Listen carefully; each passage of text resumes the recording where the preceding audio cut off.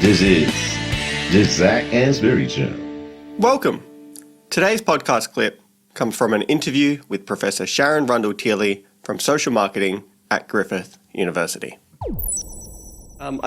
You were talking about how Category 1 income is almost held at like a prestigious type of thing. And then, you have Cat 2, 3, and 4, which are very important for cash flow and stuff like that for the university. But you kind of see the same thing with journal publications, right? There's this, in Australia anyway, we have this, the ABDC list, the Australian Business Deans Council, which was just updated. And you have these A-star journals, and there's not too many of them. And they're these premium sort of star sort of journals. And everyone should be kind of aiming for them. But that doesn't necessarily discount the quality of the research that's in like the A's or even B-level journals. I find a lot of good research gets published in those. Would you agree with that?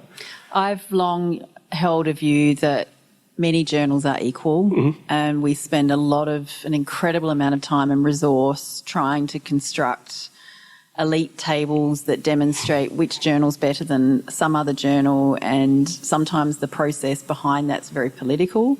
I've watched some journals get elevated across the career as I've been watching it, just based on the people who are involved in the ranking process and their beliefs and what they think is better or worse. Different journals, like I actually edit a journal and have been it's in its 10th or 11th year now. Wow. So we're in volume 10 as we speak. And that's been amazing because we launched that in a world where the ranking system existed. It was very difficult to get young academics to publish because the system's rewarding them for getting A and A-star papers. Exactly. And we would have to appeal to senior colleagues in our field who, I have to say, have still written some of the most cited papers in the journal today. I always had a belief that a lot of journals are equal and that we should stop putting so much attention on our own rankings, because at the end of the day, the value in research is if the research is being used. Yes. And academic journals speak to other academics. And whilst that's specifically in marketing, I have to say within medicine and health, it is a bit different because the doctors sometimes read those journals. But those papers are 2,000 words and they're written in plain English, or at least an English that entire profession understands. If I speak to marketing practitioners, and even I've seen it across all of my operations working, there are so many academics that do not speak to people in terms that they understand. There is so much jargon that we had to pick up in our training, so many big complex words and ideas that we use that frankly we lose the other people when we speak to them as academics. Now, how that came to be, I don't understand, because the value in research is what it can do to deliver outcome change to benefit people.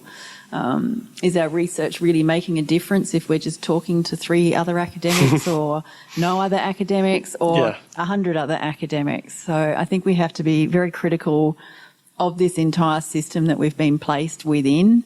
Or in my case, I have always tried to think about the actual journal outlet, and is it open access and can most people get to it, because that really should be what we're all aiming for, rather than closed behind formats paywalls. That people can't. If you don't belong in a university system, you actually can't access them in the first place.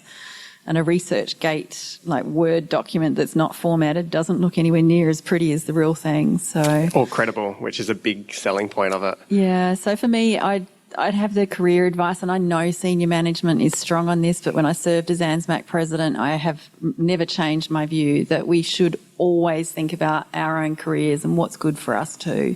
Yeah. And as an NHMRC assessor, I can tell you the number of journals you publish and the capacity of your work to deliver actual change is what's getting assessed. Okay. Not an A-star paper. So it is changing at the funding level. Yeah, because the universities are still pushing the, A-star type model, and the reward systems are very much for it. So you'll get like a personal development fund of a certain amount if you publish an A-star, a lower amount if it's an A, and at our university, for example, you don't get any personal development funds if you are B or below. And so, you kind of exhaust the lists if you get rejected from one journal to keep trying to get that at least funding for the next conference to go to disseminate your work, or maybe the next sample size to support your PhD student, something like that. And you kind of see why they do it as well, because they get assessed externally and ranked compared to other universities. based on those publications, the quality of them, and then that in turn attracts students, especially international students. So it's this whole system that's kind of at the moment feeding into each other. Do you see any of that? I mean, it's changing at the funding level, but do you think that'll change anytime soon? Well, the shifts have been occurring at the funding level over a series of time, and across my ARC reviewing timeframes, I distinctly recall the moment in time where we were told as assessors not to actually react to A-star and A's. Okay. And then it fascinated me that still today our universities continue to actually promote those lists because it was so clear, being an assessor and being involved in the process, that this is not what we wanted. We did not construct this to have universities playing games to actually try and get better outcomes and jump each other on rank tables and league tables. So Yeah. I generally have a more pragmatic view, and that is I can look to my management to fund me, or I can actually create my own outcomes. And a lot of my work has always sought to actually bring in its own income and its own stream to actually support itself, rather than being dependent on the whims of whether my manager wants to appoint someone or not, because I think that's a dangerous world to hit. So dependence is not necessarily something any of us should create. So being a bit of a master or a mistress of your own sort of destiny and being prepared to take head on what you want to do and how you want to get there, I think more people need to have that courage to question why, to learn other ways and make sure they are bringing all of that into their own practice as well. Because you could play a game and play the A-star, shiny A-star game is what I call it, or you can actually challenge the system a little bit more by being a bit more true to who you are and what the real purpose of what you are doing should be.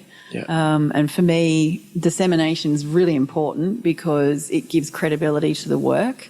But at the same time, it is not the input of the work I'm doing. It's actually just an output that actually communicates it's been peer reviewed, other people agree with this.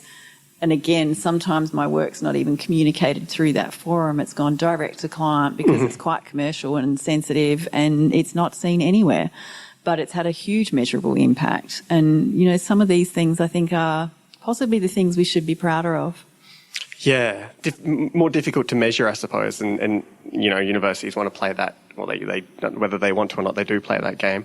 But I think you're especially spot on with the fact that there's all of these journals. So if you're not part of a university, you either pay per article or you pay for a subscription to an issue maybe, and they're not cheap. Some of these articles, because they're either American-based or usually American-based or European-based, are £40 for one article. And you're like, okay, so who's paying for this in industry? And so you speak to people all over the world, and they're not reading these journals. So we're not reaching an industry audience, which I suppose is why centres like yours is so important to have the academic rigor, but to be able to translate that into industry. And I kind of think that's how the Institute works as well. I just got back from Melbourne and I was speaking to someone there, and they operate within sort of sports marketing. And I said to them, do you read any of these journals? And she's like, look, to be honest, I just don't have the time and I don't understand them. And you touched on that as well. She's like, the mathematics that they're using behind them are overly complicated. They try to account for every single possible variable they can, and they lose the audience that they really should be appealing to, which is the people who can make a change based on it. It's quite sad, and I think the medicine do a quite good job of it, right? They do, yeah. And a lot of the work you actually see across medicine is very direct for which drug works best. It's communicating a treatment, an outcome. It's talking about an A versus B. It's in market testing terms, it's pretty simple. And obviously it's talking to professionals in their own language that they've all come to actually learn. And I think some of the social science has really lost sight of what the purpose of even our research and focus was and should have been. And so whilst I'm the first to celebrate great research, I personally will always celebrate the research that has a more direct measurable outcome. What is it capable of delivering? What is it capable of informing and doing?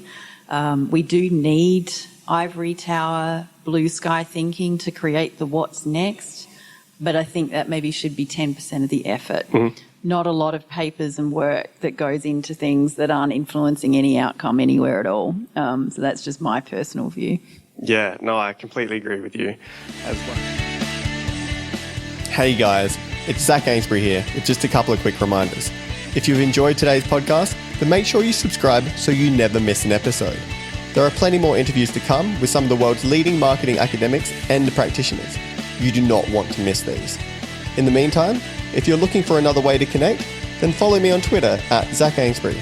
That is ZACANESBURY for my take on the marketing issues of the day.